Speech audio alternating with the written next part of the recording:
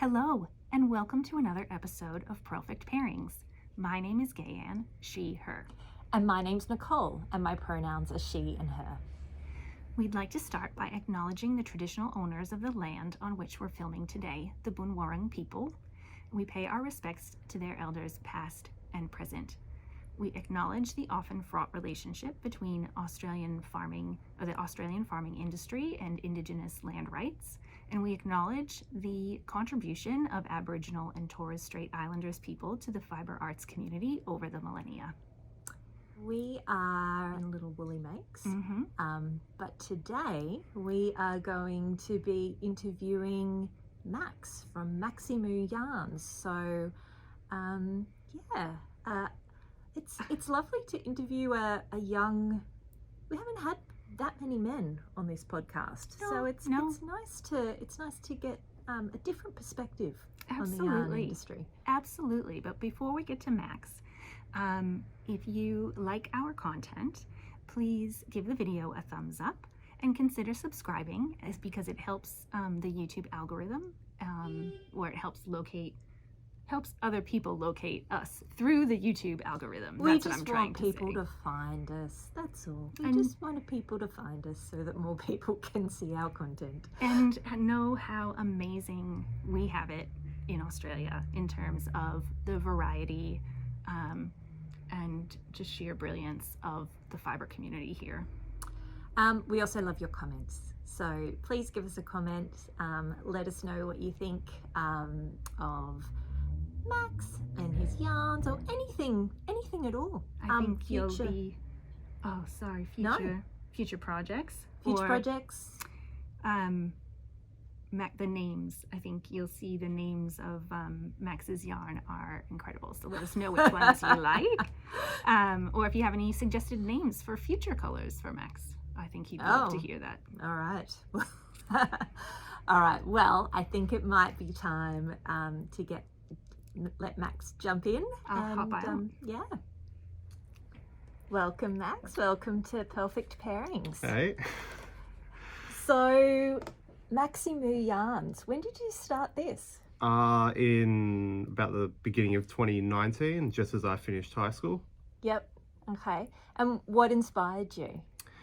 Basically, I sort of just needed a job and some money, and I used to work at Macca's when I was like 16, and I hated it. So then I was like, I don't want to do that. So Mum had just dabbled in a bit of dyeing, and she had some skeins left undyed at home, so I thought I'd give it a shot. And then, I liked it, and I kept on doing it, and now I'm here.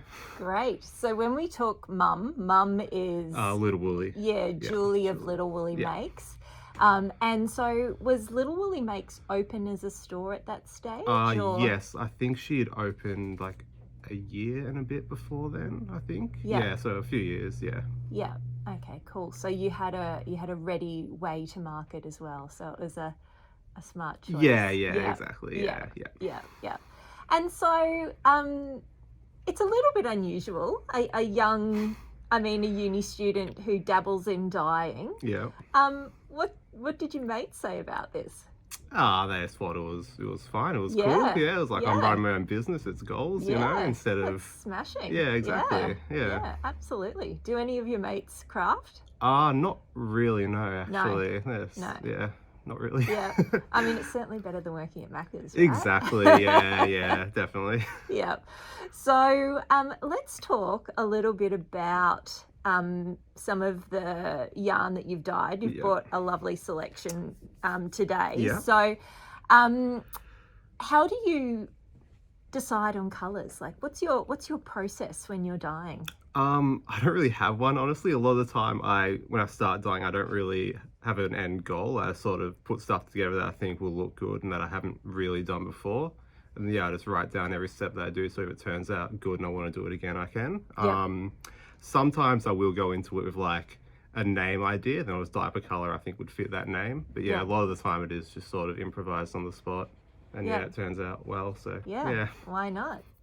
Creative at its best, right? Yeah. So let's have a look at some of the colours that you've got here today? Alrighty. So I got this one I love, Violent Bloom. It's just, I really like how bright it is and everything, and how that one turned out. Yeah. So one of the things I have to say about Max's yarn is that they are just often I definitely...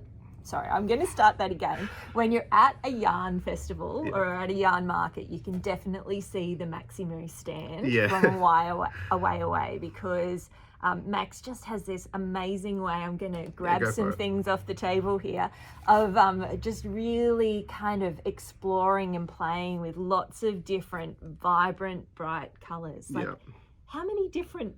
I mean, without giving away any proprietary secrets, how many different types of colour is there? Quite a lot. So, so just a lot of play and exploration, but then doing it in a reproducible way. Because obviously you get people that love what you're doing and want to buy more. What are your favourite colours? I really like, what we got? I really like this colour, Blood in the Water. I just love the name, and I think it turned out really well. Also, I've got this one, Industry Way, which I've done quite a few times. I tend to really like ones where it's got like specks of like black and dark as long around like light colors as well. I really like how that looks. I've got this one here, Crime Scene, is a classic, which when I first did it, admittedly, I wasn't a big fan of how it turned out, but it's grown on me over time. So yeah, I really like this one. Let's talk about some of these. Crime Scene. Let's start there. Where did that come from? I don't know. I think it's just sort of funny to do like names that people won't really expect, because a lot of people try and keep them pretty wholesome a lot of the time. So going for a bit like Crime Scene, Blood in the Water, something like that, just sort of adds a talking point and just like sort of makes it a bit unique, I reckon. Right. And where do you get your name inspiration from? Just from anything really. A lot of time it's like lyrics from songs or albums. I like a lot of like metal music, so a lot of that's it's from there. Or just phrases, nature, history, whatever. Honestly, it's whatever comes to mind. Sometimes it takes a while to think of the names, but I'll get there eventually. And amazing. And so sometimes the names come first. Sometimes and they come then first. Sometimes they... I just died up and have to think of a name. Okay, all right, very good. Let's talk a little bit about the bases that you use. So how do you select what your bases are going to be? Well, I mainly have two main bases I use, one for 8-ply and one for 4-ply. So my 8-ply base is just 100% superwash merino. It's really nice and soft, and I really enjoy how it feels. And then my 4-ply base is 80% merino, 10% nylon, 10% cashmere. So I used to use one that was just wool and nylon, but I think the cashmere makes it really nice and soft and everything. And so what techniques do you use if you're fronting up to a day of dyeing? Do you play around with different equipment, or do you, and you don't have to tell us anything that's like secret squirrel, how do you approach a day of dyeing? Well, I have the same equipment for everything. Like, I mainly use the same technique for dyeing, but I'll play around with like adding speckles and how much vinegar and acid to put in it to make it hit and not hit and everything. And so I have this a few techniques I use, but I sort of let loose and just like go wild. And so what was when you were talking initially, you were saying that your mum had done a bit of dyeing, and so how much did you learn from your mum, and how much of your technique has evolved of its own accord? I learned from my mum like the very, very basics, like, it's like heat it up, put a bit of like vinegar in it, and then that was about it. And then everything else was pretty much just I discovered myself, just from experiment and everything. Because I've seen a little bit of the stuff that your mum dyes, and you've got a very unique, different style. So you've absolutely made it your own from there. Do you knit or crochet? Or... I sort of knit. Like I can knit. I've knit like a few things. I knit these hand warmers I'm wearing right now, and I've knitted a beanie. And that's it. Right. So early days. Early days. Yeah. And well, I mean, because you've been pretty busy for the last 4 years, right? You said you started you're 18 and Yep. you'd finished high school. Yeah. And then you've been at uni. Yeah. So, but you've just graduated? Yep, I have, yeah. Yeah, what did you graduate from? I graduated with a double degree in environmental science and archaeology. Right. So, yeah. Fascinating. Yeah. Fascinating. Yeah. So, I mean, I guess you haven't had a lot of time. Yeah, to exactly. Meet. Yeah. You're busy dyeing on the weekend, yeah. maintaining your business. Yeah, and yeah. then, yep. But now you'll have plenty of time to knit. Yeah. During work meetings, Yeah. maybe? We'll see. Depends Yeah. on the job. Yeah, exactly. Fantastic. So in approaching your new knitting skill, Yeah. you've been using a particular book. Yeah. Is that something that you would recommend? It's the Pom Pom Knit How book. I reckon it's really good. Like, as someone who had no idea what I was doing, it does go from the very, very beginning, like step by step of what to do. So I found it really useful and helpful and very easy to use. Yep. So yeah. And so these knits that you've just shown us, Yep. so that's this colourway, Yeah, isn't it? it is, And yeah. what's that colourway called? Blood Moon. Blood Moon, great name. Yeah. And so they're just a basic knit from the Knit Owl. Yeah, I book? think it's like Yeah. the first project it has in the book to do. Okay. So, So like a suggested starting Yeah, place. yeah, Yep. And then the beanie. yeah, the beanie. I think it's also in there. It's a Yep. bit further along, but yeah, the beanie is made from my Opal Mine colorway here. Oh, that's cool. Yeah. See how that's an opal mine too. Yeah. Good choice of names. Now, I actually have this book as well. Oh, yeah. I bought this book. I had, I think, knit one thing from a kit. Yeah, and yeah. then decided that this would be a good place to go. Yeah. So it is, I agree with you. It's got really nice, clear instructions, particularly if you find YouTube videos quite fast to learn new techniques. Yeah. It goes through them very, very clearly. Yeah. Pom Pom is a fabulous resource. Yeah. So now that you're out there, well, you're looking for work at the moment, aren't you? But you're still going to do lots of dyeing, aren't you? That's not going anywhere. Yeah, definitely not. No. All right, fantastic. So where can we find you? So we can find you, you've got a website.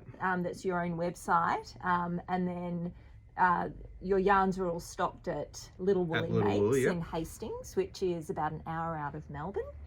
And then you do a lot of markets. I do. Yes. So what markets have you got coming up sort of from like the end of this year and early next year? Yeah, so one weekend a month I'm at the Emu Plains Market in Balnarring, around Balnarring Racecourse. It's just a craft market which just has like a bit of everything, nice food. Yeah, it's really good. I enjoy doing that. I'm also at a few wool shows coming up. I'm at the Yarra Valley Wool Show in March. Yep. And then I'll also be at the Fibre Feast in Adelaide, which is in March as well. Have you done that one before? Yeah, I was there last year. Yeah? It was Yeah. really good. I'm keen to make that road trip. It Yeah, it looks was like a fun. really great market. Yeah. And I think that's about it for now. That's all I've got planned for now. Yeah. There'll They be keep more coming later up, on don't in the they? year as well. And then you also do Bendigo. Oh, yeah. You're going to be back at the Australian Sheep and Wool Show this year. I should next be. year? Yeah, definitely. Yeah. Which is the really big one. Yeah. Yeah. Yeah, I think that's about it. There's also like She's Crafty Market, which is like a new wool show. So I'm at their ones whenever they have something going on. Yeah. And Fantastic. Yeah. So I think at the moment they're doing 2 a year, aren't Yeah, they? One yeah. in Thornbury towards the beginning of the year and one in Castlemaine towards the end. Yeah. Fantastic. Yeah. So here at Purlfect Pairings, we always like to talk about a perfect pairing or something you like to drink Oh, yeah. while you're crafting or dyeing. So what are you into? I like gin, like just gin and tonics and everything. Yep. Oh, yeah, my favourite would probably be, there's a distillery in Somerville called Gin Fusion, or Original Spirits. So they do like really nice infused gin with heaps of different fruits and everything. I really like them. And they're also always at the markets I go to. So like, every market I'll just get a bottle of gin from a distillery there. So I enjoy doing that. So yeah, I drink a lot of gin. It's all right. No judgment here. Yeah. So where is Somerville? Is that somewhere local to here? Yeah, or? it's just near Hastings. Like Okay. it's 10 minutes towards the city from Okay, Hastings. So yeah. in the Mornington Yeah, Peninsula Mornington kind of Peninsula. area. Yeah. Very good. And so you're drinking local and supporting other makers at the market. Yeah, like every market, like people like at Bendigo, a lot of people get like wool and stuff. I just get heaps of alcohol. So, yeah, that's what I tend to go for. I mean, yeah. you're a 22-year-old. Exactly. Yeah. So that's. yeah. Excellent. Yeah. Excellent. Yeah. Well, thank you so much for Yeah, no joining us on worries. Yeah, Purlfect it's been good. Pairings, Max. We Yeah. really enjoyed having you on. And you're on Instagram as well. Yeah, Instagram. And your handle on Instagram is Maximoo Yarns. Maximoo Yarns. Yeah. And we've talked about some of the other places where people can find you. Yeah. So I encourage you to seek out Max's lovely, creative explosions of colour. And thank you very much No worries. for joining us today. Another amazing interview. I think I love learning about people's process and how they think, how they're creative, and everyone is so different, and you just keep learning and expanding and growing in your creative potential by learning about others. What I love is how many 18-year-olds start their own business doing something so creative and actually able to make money from it. Mm-hmm. So that's very cool, very cool. And yeah, I mean, really, you really, as I said, when I was chatting to Max, you really do notice his beautiful, vibrant, fun colours as you're wandering around a market. They jump out at you. Mm-hmm. So, yeah, he's doing a fabulous job, and there's just, it's just lovely to see the diversity of styles that are able to be produced with what is really at the crux of it, very similar tools. Mm-hmm. So, yeah. And I love that for about a year, I was stalking him at yarn markets to get this one particular color of Surrey alpaca silk blend, and it's the colorway Acid Runoff that I wanted to match some other yarn that I have to hold double. And finally at Bendigo this year, he made enough for he made the quantity that I needed. You did reach out ahead of time. I did. It was a very deliberate. I did because Yeah. So he's accommodating that way. He's lovely. Yeah, get in touch with him if you're after a particular colorway.